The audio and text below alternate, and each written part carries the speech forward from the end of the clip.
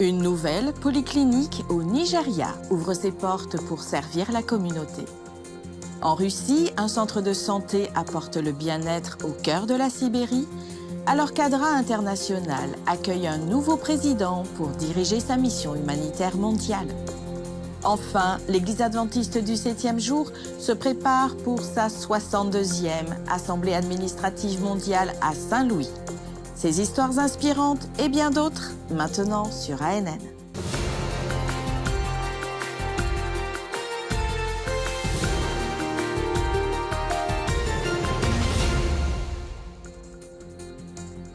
Dans quelques mois, la ville de Saint-Louis, dans le Missouri, aux États-Unis, deviendra le centre des prises de décision et des célébrations pour l'Église adventiste du 7e jour.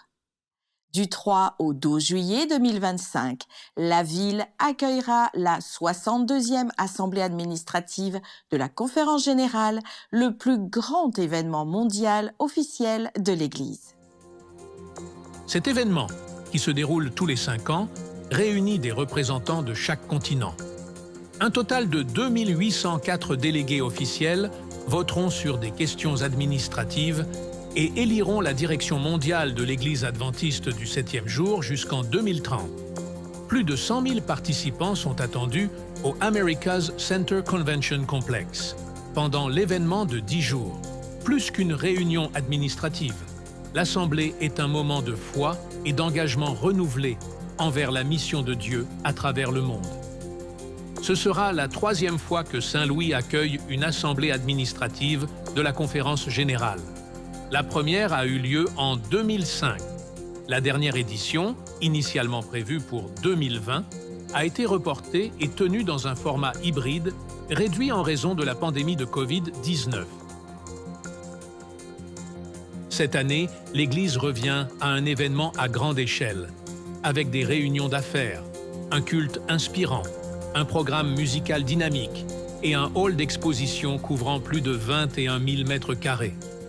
Au-delà de son impact spirituel, cet événement apporte des bénéfices sociaux à Saint-Louis et stimule l'économie locale, avec des millions de dollars dépensés en hébergement, nourriture et services pendant les 10 jours. Plus de 200 musiciens et groupes se produiront, y compris les Aeolian de l'université Oakwood, Matt et Josie Minicus, et les Arotos Dorei du Brésil de Novo Tempo. La musique servira de pont entre les cultures, avec des performances représentant les 13 divisions mondiales de l'Église. Avant l'événement principal, du 4 au 9 mai, l'Église mettra en œuvre l'initiative Pathways to Health, pour fournir des soins médicaux gratuits aux communautés mal desservies de la région de Saint-Louis. Les congrégations locales, qui représentent ensemble plus de 2500 membres dans la ville, prévoient des projets d'impact communautaire supplémentaires.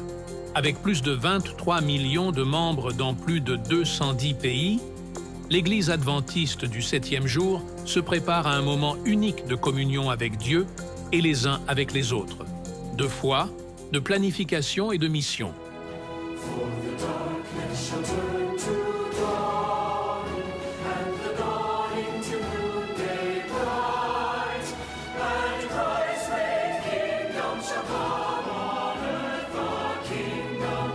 Juillet 2025 sera une étape dans l'histoire de l'Église. Pour plus d'informations, visitez gcsession.org. Plus de 16 000 nouveaux membres ont rejoint l'Église adventiste du 7e jour dans toute la région interaméricaine lors de baptêmes à grande échelle dirigés par des pasteurs, des anciens, des laïcs et des petits groupes. C'est la 2e fois que des anciens locaux consacrés étaient autorisés à officier des baptêmes dans les 25 grandes régions de l'Église. Eli Henry, président de la région interaméricaine, a souligné l'importance de l'événement, le qualifiant de grande fête et encourageant les membres à rester engagés dans leur mission. Josné Rodriguez, secrétaire itinérant de l'Association pastorale pour la région, a mis en avant le rôle vital des anciens dans l'assistance aux pasteurs qui supervisent souvent plusieurs congrégations. Plus de 40 000 anciens à travers la région interaméricaine sont formés et certifiés pour accomplir des tâches telles que les baptêmes lorsqu'ils sont autorisés. Des milliers de personnes ont été baptisées dans divers pays, y compris plus de 4000 au Chiapas, au Mexique, et des centaines au Venezuela, au Panama, en Haïti et en Jamaïque. Les anciens d'église, honorés de certificats, ont exprimé leur joie de baptiser directement des personnes qu'ils avaient encadrées. Les dirigeants ont encouragé la poursuite des efforts évangéliques, soulignant l'importance de mobiliser tous les membres d'église dans le travail missionnaire. Une polyclinique adventiste est inaugurée au Nigeria et propose des soins humanitaires. La polyclinique adventiste d'Abuja est dédiée à servir la communauté. Située à Koroduma, dans l'État de Nasarawa, au Nigeria, ce nouveau centre de santé vise à améliorer l'accès aux services médicaux dans une région où il y a des pénuries de soins significatives. La cérémonie d'inauguration a été marquée par la présence de dirigeants religieux, d'autorités locales et de représentants d'Adventist Health International, une organisation adventiste du 7e jour qui soutient des hôpitaux et des cliniques dans le monde entier. Étaient également présents des dirigeants de la division du centre-ouest de l'Afrique de l'Église adventiste, soulignant l'importance de cette initiative pour la population locale. L'établissement fournira des soins médicaux accessibles et compatissants à tous, indépendamment de leur origine ou de leur statut social. Ce projet fait partie de la mission mondiale de l'Église adventiste du 7e jour de promouvoir des soins de santé holistiques, alliant excellence professionnelle et valeurs chrétiennes. Les adventistes du Panama ont franchi une étape majeure vers l'établissement de la première église adventiste chinoise du pays grâce au Festival de musique et d'évangélisation chinois.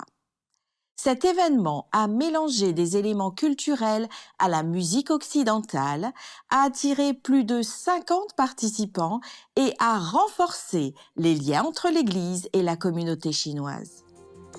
Plus qu'un simple rassemblement culturel, le festival, qui s'est tenu dans le quartier d'affaires chinois de Panama, a servi de centre d'influence, promouvant l'apprentissage de la langue mandarine, les traitements médicaux et l'engagement spirituel. En conséquence, 7 personnes chinoises ont été baptisées et 13 ont accepté Jésus. Un témoignage est venu de Yami Zhu Yinying, qui était d'abord à la recherche de traitements pour son mari, mais a ensuite embrassé la foi chrétienne et a été baptisée. Elle a également servi de traductrice pour le conférencier invité Daniel Jiao, président de l'Église adventiste du 7e jour en Chine. Le centre d'influence continuera à offrir des études bibliques, des cours de langue et des services de santé, avec l'espoir d'élargir la présence de l'Église dans la communauté chinoise. Les dirigeants de l'Église voisinent cette initiative comme un modèle pour de futurs efforts évangéliques dans la région.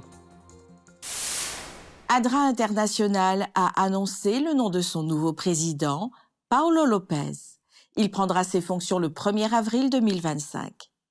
Lopez, dont la carrière à ADRA a commencé en 1986, a apporté une contribution significative à la mission de l'agence grâce à son service à la fois sur le terrain, dans plusieurs pays et dans le leadership mondial. Récemment directeur régional d'ADRA Amérique du Sud, Paulo Lopez apporte des décennies d'expérience humanitaire internationale, de leadership et de développement communautaire à son nouveau rôle de président d'ADRA International. Sa nomination, suite à une recherche extensive dirigée par la prière par le conseil d'administration d'ADRA International, marque un nouveau chapitre dans la mission de l'ONG de servir l'humanité afin que tous puissent vivre comme Dieu l'a prévu. Lopez succède à Michael Kruger, qui a servi ADRA International pendant la dernière décennie, dont les 5 dernières années en tant que président. Il assurera un nouveau rôle en tant que vice-président et directeur financier d'Adventist Healthcare White Oak. Kruger a exprimé sa gratitude pour son temps passé avec ADRA et pour le dévouement de son équipe.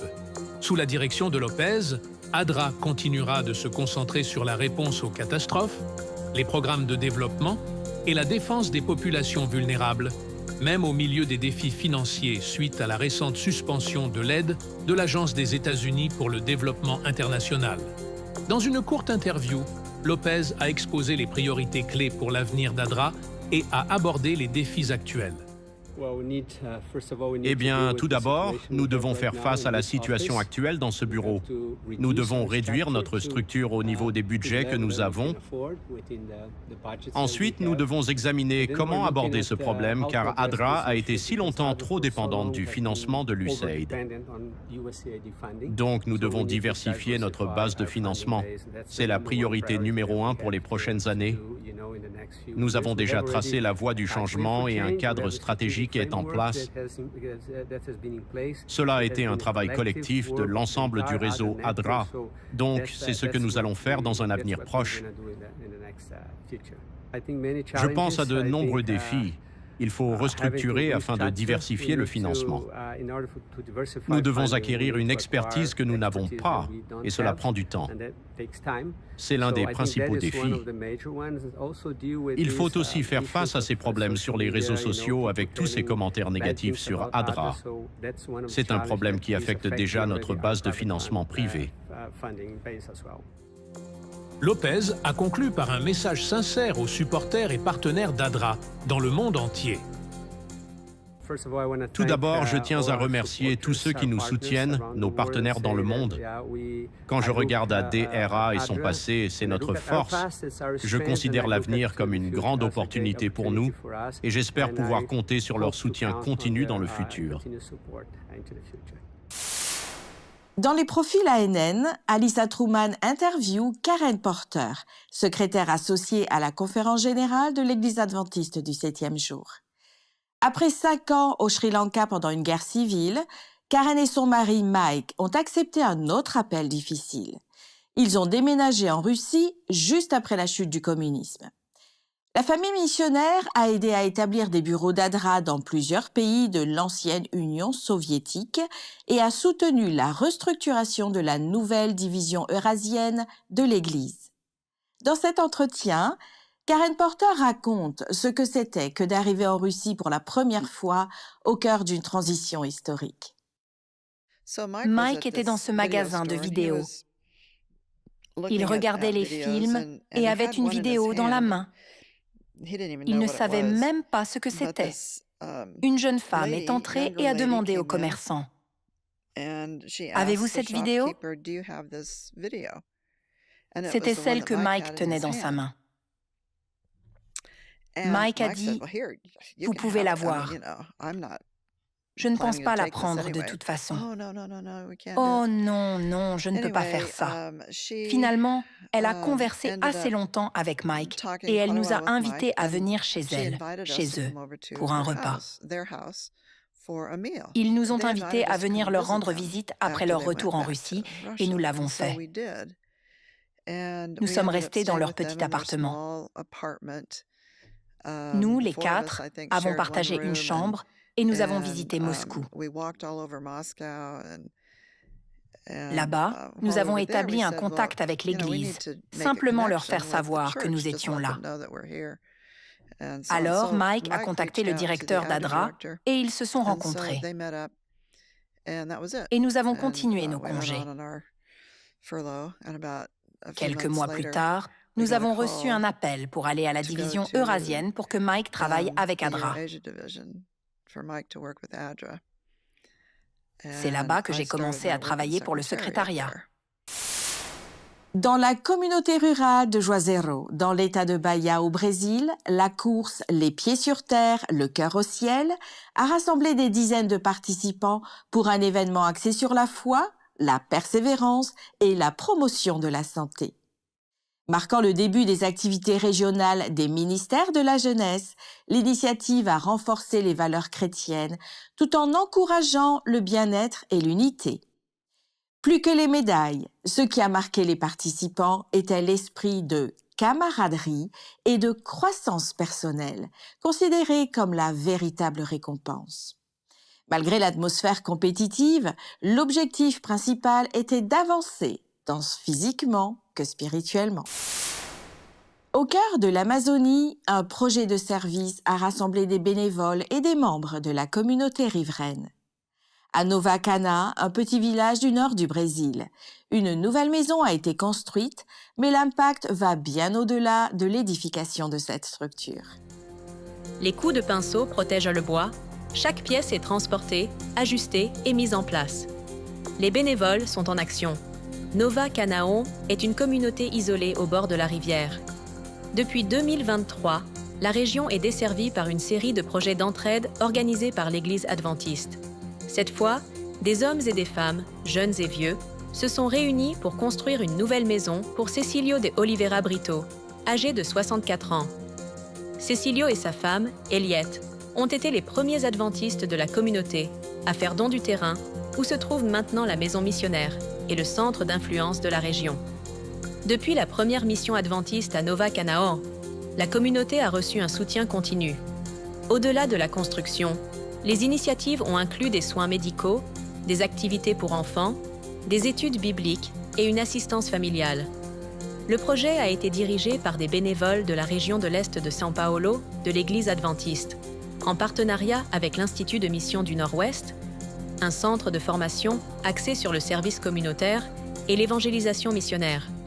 L'histoire de Cecilio est une histoire de transformation.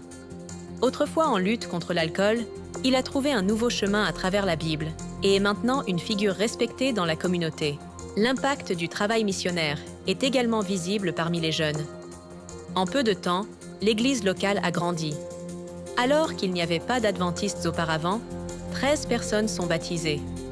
Parmi elles, Vinicius, âgé de 16 ans, qui a non seulement pris cet engagement, mais partage également sa foi. Le changement a inspiré d'autres. Beaucoup de ceux qui regardaient autrefois de loin assistent maintenant aux réunions et étudient la Bible.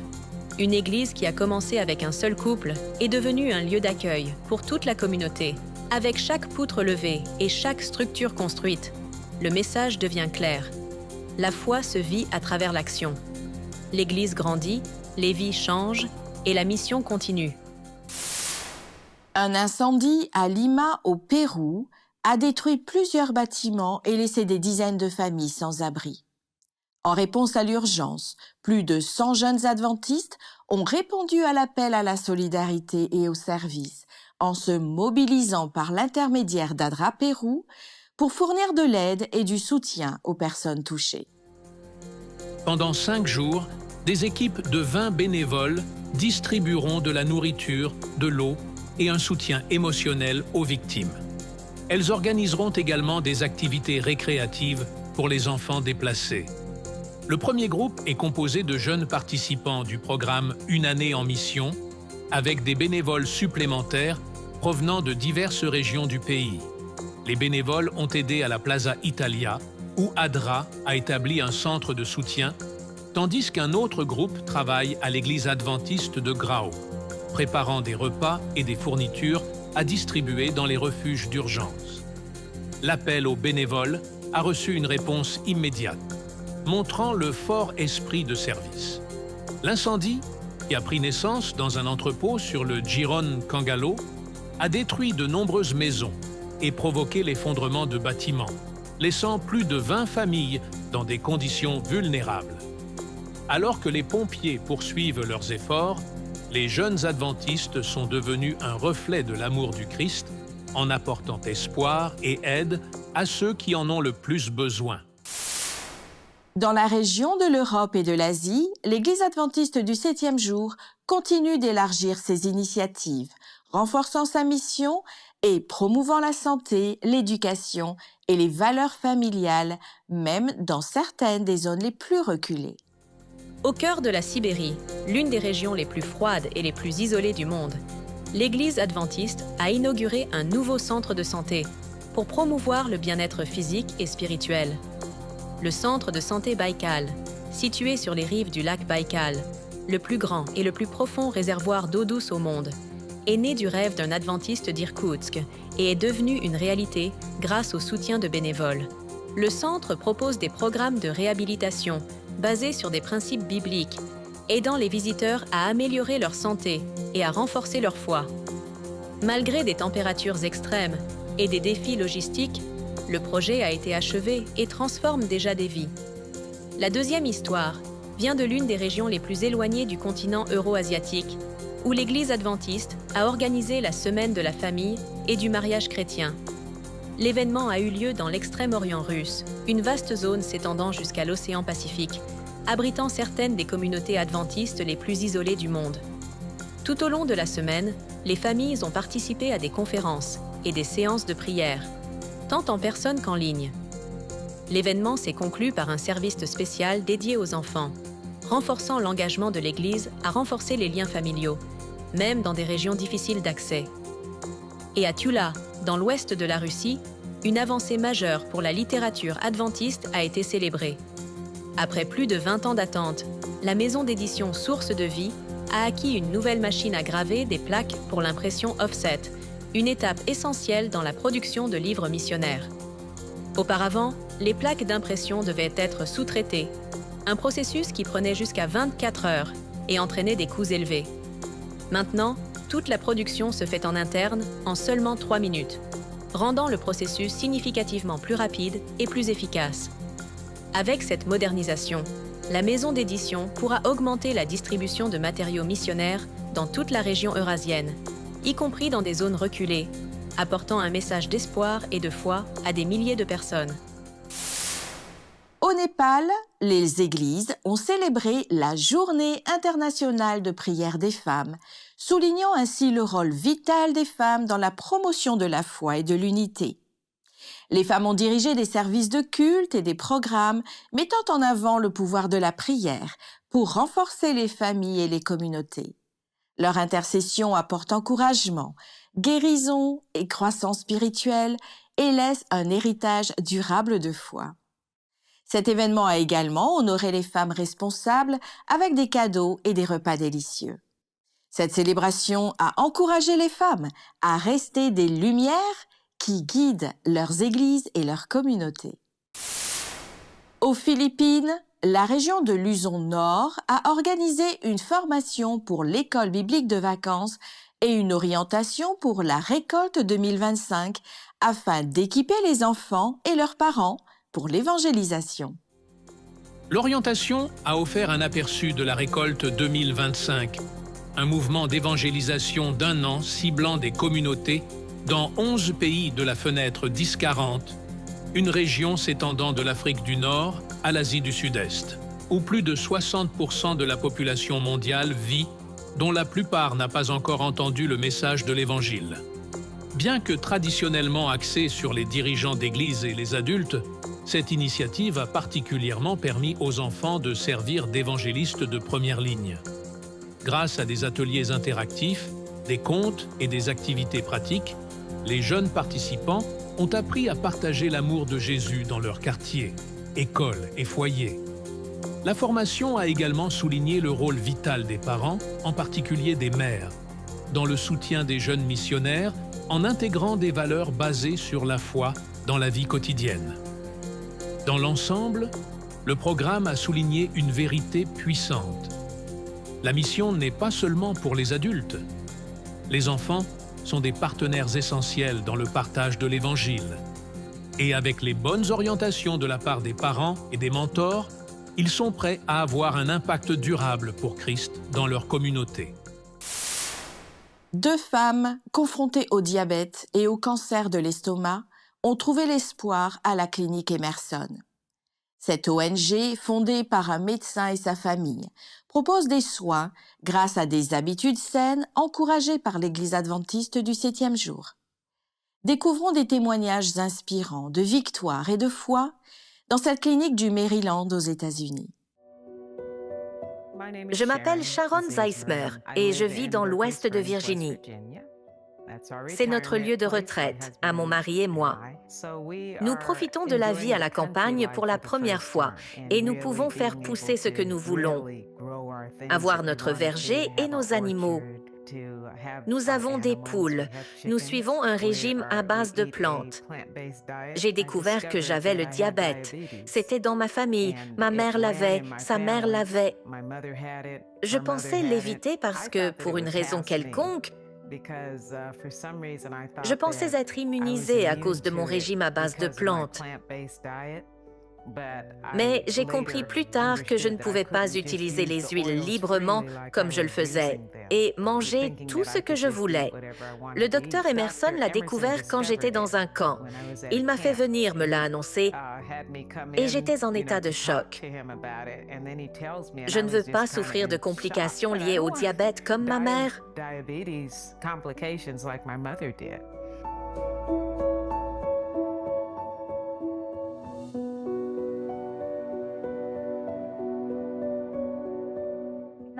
Je m'appelle Wendy Vasquez. Je suis née à Mexico. Je vis aux États-Unis depuis près de 23 ans. En décembre 2023, j'ai commencé à avoir des problèmes de toux, une toux très forte. Je pensais que c'était à cause du COVID. Ça a duré longtemps. Ma voix a commencé à changer. Je suis allée chez le médecin qui m'a envoyé faire des examens, lesquels ont révélé que j'avais 2 fibromes à l'estomac. On m'a envoyé me faire opérer. Alors j'ai décidé de chercher une personne spécialisée dans les fibromes et qui ferait l'opération de façon plus naturelle. Lorsque j'ai contacté ce médecin, il m'a dit qu'il ne reconnaissait pas les fibromes que j'avais et qu'il était spécialisé dans ce domaine. Il m'a donc envoyé à l'hôpital Christiana, spécialisé dans le cancer.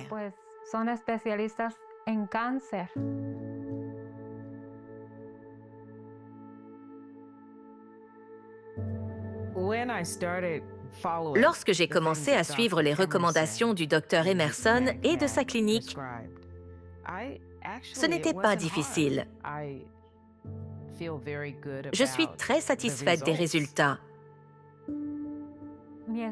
Mon estomac était plein de liquide et j'ai remarqué que je ne pouvais pas respirer à chaque fois que je parlais. C'est lors de ce scanner que j'ai été hospitalisée et que l'on a détecté un cancer.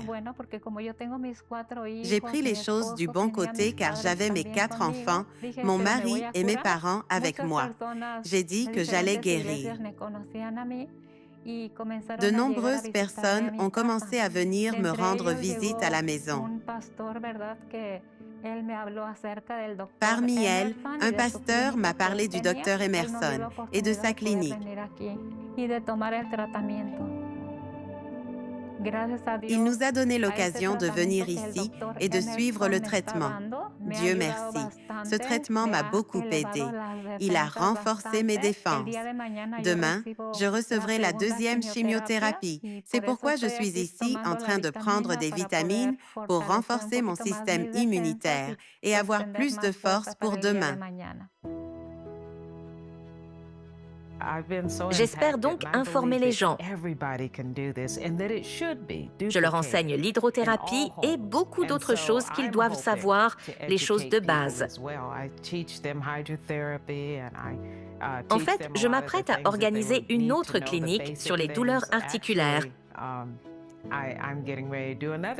Et j'espère que ça ouvrira les esprits et les cœurs. J'espère que ça motivera les gens.